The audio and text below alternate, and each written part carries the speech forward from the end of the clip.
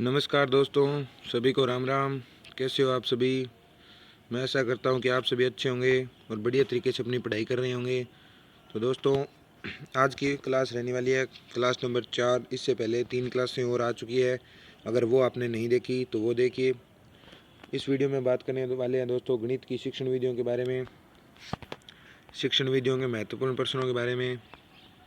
तो चलिए दोस्तों, क्लास की करते हैं शुरुआत। एक बार आप शेयर ज़रूर करें, ज़्यादा से ज़्यादा लाइक करें। अगर आप चैनल पर नए हैं तो चैनल को सब्सक्राइब करें। तो आज का हमारा पहला प्रश्न है दोस्तों, निम्नलिखित में से मूल्यांकन का कौन सी विधि गणित की कक्षा में उन विद्यार्थियों की सहायता करेगा जो क्या है, अभिप्रेरित नहीं है।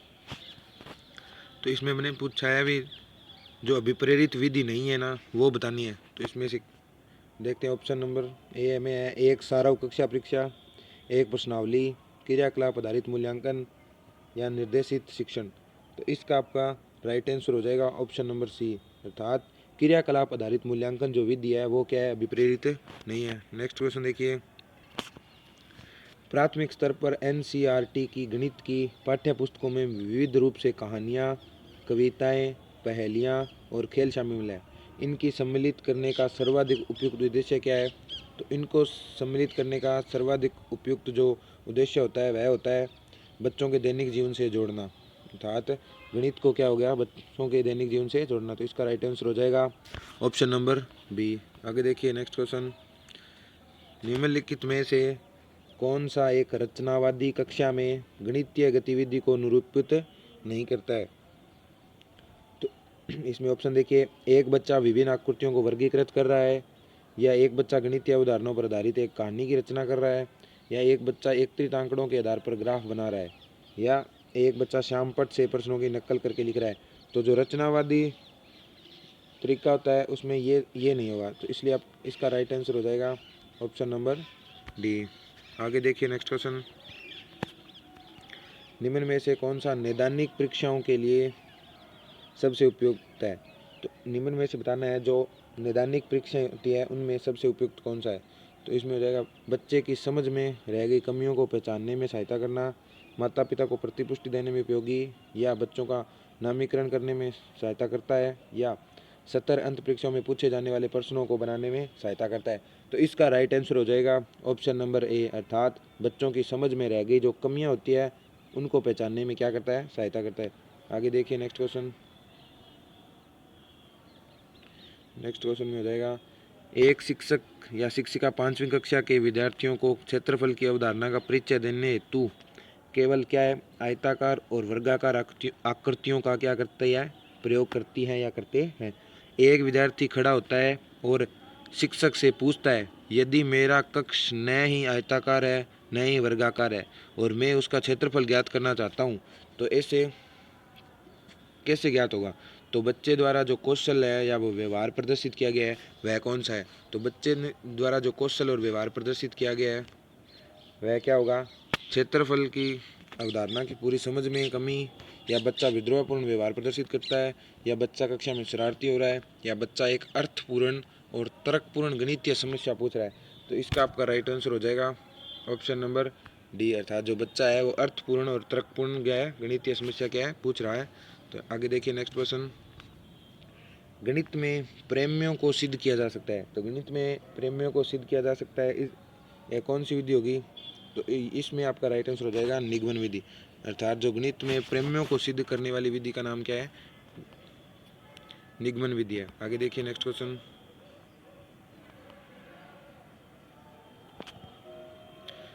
नेक्स्ट क्वेश्चन है आपका, यांत्रिक गणना एवं रटने पर आधारित आकलन को अपरिष्कृत विधि का सबसे अच्छा उदाहरण कौन सा है?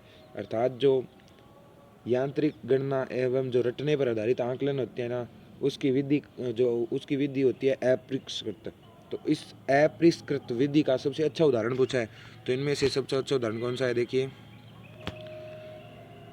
सहपाठी और शिक्षक की सहायता एवं परामर्श लेते हुए वर्कशीट में दी गई समस्याओं को हल करने के लिए विद्यार्थियों को कहना, या गुणन सारणी पहाड़े एवं सूत्रों को याद करने के लिए विद्यार्थियों को कहना क्योंकि वे अभिकलन बुनियादी कौशल के रूप में आवश्यक है, या विद्यार्थियों को वास्तविक समस्या को हल करने के लिए देना जिसमें क्या हो, गणित या अभिकल्पना हो या अवधारणाएं शामिल हो, या कक्षा में प्रत्येक मुख्य विषय वस्तु को पढ़ाए या चर्चा करने के बाद क्या निरूपित रूप से क्या है, रचनात्मक आकलन करना। तो इसका आपका राइट आंसर हो जाएगा ऑप्शन नंबर बी, अर्थात जो बच्चा है क्या करेगा, गुणन सारणी पहाड़े व सूत्रों को याद करने के लिए विद्यार्थियों को कहना होगा शिक्षक को, और क्योंकि वह विकलन बुनियादी कौशल के रूप में क्या है, आवश्यक है। आगे देखिए नेक्स्ट क्वेश्चन, निम्नलिखित में से कौन सा वैन हेले के ज्यामितीय चिंतन सिद्धांत के बारे में सही नहीं है। तो वैन हेले का जो ज्यामितीय चिंतन के बारे में सही नहीं है, यह क्या होता है, विकासात्मक होता है, अनुक्रमिक होता है, मूर्त से अमूर्त चिंतन की ओर होता है। तो इसमें आपका राइट आंसर हो जाएगा ऑप्शन नंबर ए, अर्थात यह क्या है, 70 आयु पर क्या है, निर्भर नहीं होता। आगे देखिए नेक्स्ट क्वेश्चन, निम्नलिखित में से कौन से कथन गणित में खेलों के उपयोग के लिए क्या है, सत्य है। जो खेलों के लिए उपयोग के लिए सत्य है वो कौन सा है, नवीन अवधारणाओं का विकास केवल क्या हो, औपचारिक भाषण द्वारा किया जा सके, खेलों द्वारा नहीं, तो ये गलत हो जाएगा। आगे देखिए, नए विकसित गणितीय कौशलों के अभ्यास के लिए खेलों का प्रभावी रूप से उपयोग किया जा रहा है, ये राइट हो जाएगा। ठीक है, इस बात में देखिए, खेल आंकलन के लिए उपयोग नहीं किए जा सकते, बिल्कुल किए जा सकते हैं, तो ये भी कथन क्या होगा, गलत हो जाएगा। इसमें आपका राइट आंसर हो जाएगा केवल दो, तो केवल दो किस में है, ऑप्शन नंबर बी में है।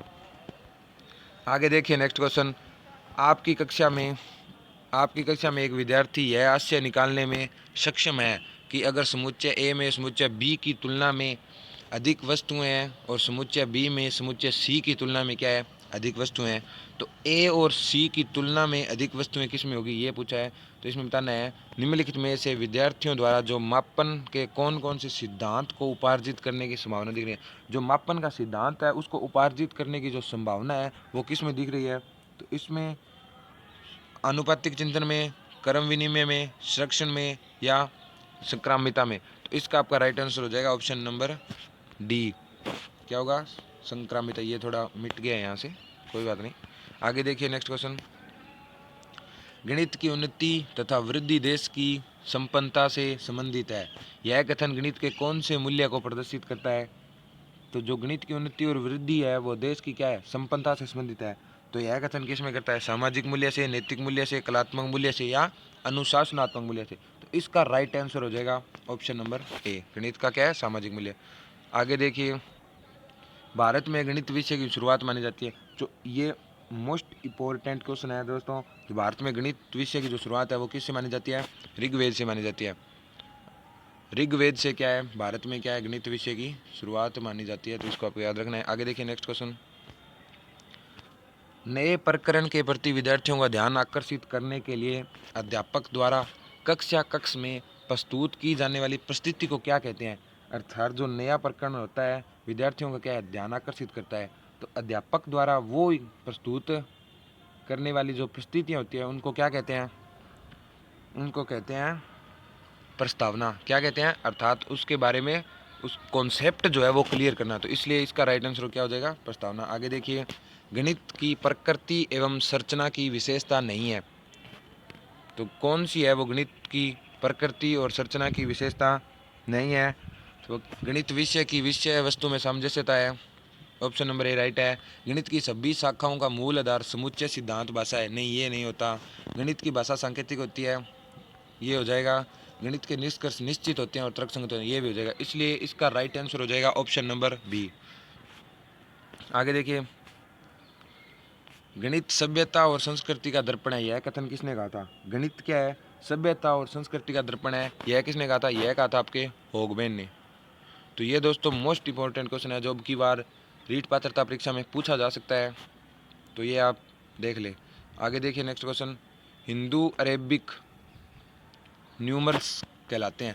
जो हिंदू अरेबिक न्यूमरल्स हैं वो क्या कहलाते हैं, जैसे देखते हैं हम अपने, क्या कहलाते हैं, 0 1 2 3 से 9 तक जाती है वो, या भिन्न संख्याएं, या विभिन्न गणितीय सूत्र कहलाते हैं, या उपरोक्त सभी है।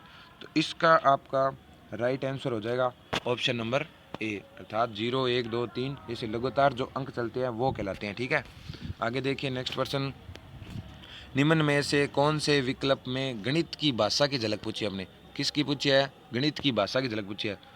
तो गणित की भाषा की झलक किस में होगी, राम खाना खा रहा है, इसमें होगी क्या? इसमें नहीं होगी।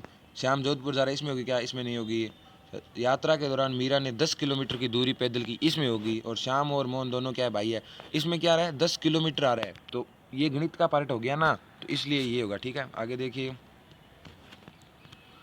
गणित शिक्षण के अनुदेशनात्मक उद्देश्यों का महत्व नहीं है। तो जो अनुदेशनात्मक उद्देश्य होते हैं गणित के, उनमें से इनमें से जो ऑप्शन दे रखे हैं इनमें से कौन सा नहीं है? तो इसमें देखिए आप, शिक्षण कार्य को सीमित करने हेतु होता है क्या? पाठ्यक्रम को प्रभावी बनाने हेतु होता है क्या? या व्यवहारिक परिवर्तनों में अंतर हेतु होता है? या चरित्र निर्माण या विशिष्टीकरण हेतु होता है? तो इसमें आपका राइट आंसर हो जाएगा ऑप्शन नंबर ए, अर्थात जो अनुदेशनात्मक उद्देश्यों का महत्व है वो ये नहीं है। इसके बाद देखिए नेक्स्ट क्वेश्चन। गणित क्या है? यह उस मानव चिंतन का प्रतिफल है जो अनुभवों से क्या है? स्वतंत्र है। सत्य के क्या है? अनुरूप है। यह कथन किसका है? तो यह कथन हमें बताना है अभी कौन से वैज्ञानिक का है। तो यह होगा आइंस्टीन का। किसका होगा? इसका राइट आंसर हो जाएगा आइंस्टीन, ऑप्शन नंबर। ये भी इम्पोर्टेंट क्वेश्चन है। आगे देखिए, आज की हमारी क्लास का अंतिम प्रश्न। अंकगणित शिक्षण का उद्देश्य पूछा है हमने से। क्या पूछा है? अंकगणित शिक्षण का उद्देश्य क्या होता है? तो आधारभूत गणनाओं को सरल तथा संक्षिप्त रूप से कर पाना होता है क्या? नहीं, ये नहीं होता। मात्रात्मक पक्ष की समझ विकसित करना होता है क्या? मात्रा के संबंध में जो पक्ष होता है उसकी समझ विकसित करना होता है? नहीं, ये भी नहीं होता। आगे देख लिए। व्यवहारिक गणितीय समस्याओं के प्रति अवबोध विकसित करना होता है क्या? नहीं, यही नहीं होता। तो आगे लास्ट में ऑप्शन बचता है हमारे पास ए, उपयुक्त सभी।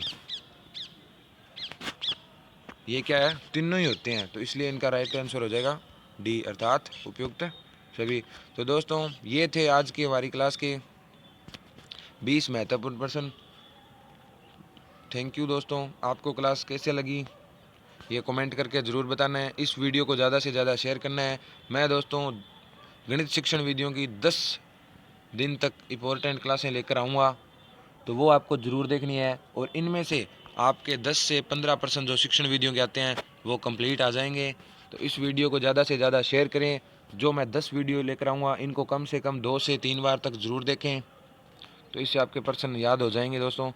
तो चलता हूँ दोस्तों, कल मिलेंगे एक नई वीडियो के साथ। Thank you.